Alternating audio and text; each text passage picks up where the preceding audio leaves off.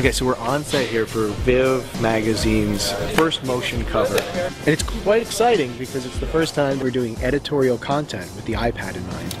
What's unique about Viv Magazine is that it's digital only, which means as photographers we can put motion into print where we weren't able to before. It's a digital only magazine, so it's designed to live not only online, but on smartphones and of course the upcoming iPad and other tablets.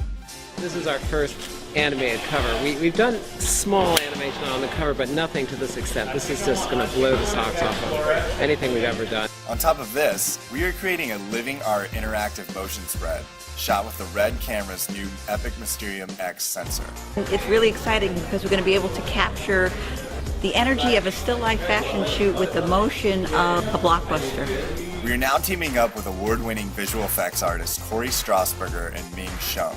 Our work together complements each other perfectly. For the cover, we shot Ed and Rochelle Begley as they magically transform a red carpet swarmed by paparazzi into a green paradise. We wanted to take our living covers a step further by presenting a story before the final cover and frame. For the interactive living spread, the subject matter was your worst sex fears banished. Viv presented us with 5 sex fears, some references, and liked the idea of a sort of 40s film noir world. So from there, we sketched out some concepts and decided to create this dark apartment building where all the inhabitants were going through some of these fears. So we depicted these articles based on different apartments and different classes in a film noir world. So the world is dark, but it doesn't take too much to the film noir genre. It kind of extracts the essence that we need. We shot all of our models on a green screen at a high frame rate, so we could slow them down, and when the action stops, the article appears. We did this using the prototype Red Epic MX sensor, which enabled us to get the best picture quality possible. Once all this was shot, Corey and Ming designed and built our 3D environment and added lighting and texturing. This is ZBrush. I can basically paint onto here and add like all the detail that we want. After this, they composited the photography and did all the camera moves in post. This would send the reader on a journey and introduce them to each article while giving them the time to read and the freedom to move on when they please. What's important about these two projects is that we are not doing motion for motion's sake. This is still print in spirit. Motion allows us to enhance the story, just like photography, but gives us the ability to take it a step further.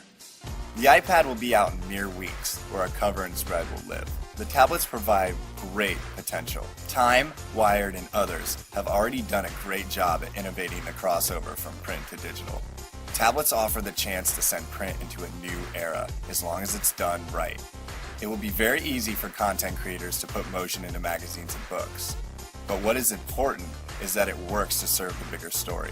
So as photographers, we can build off the foundations that work really well with print, because in the end, we aren't making moving pictures. That's what movies do.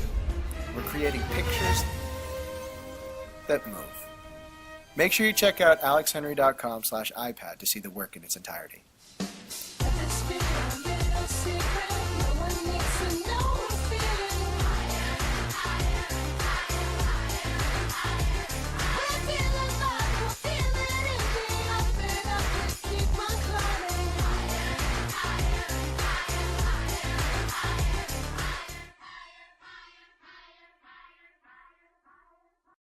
This whole project, it's been from the beginning. First of all, we're supposed to have like 4 or 5 guys, you know, wearing almost no clothes, and suddenly there's all these girls. Skimpy clothes, dude, it's ridiculous. And on top of all that, it's supposed to be a still shoot, and suddenly we got this video camera, and there's motion, we got fans. Nightmare, dude. I'm never ever working with this guy again, ever.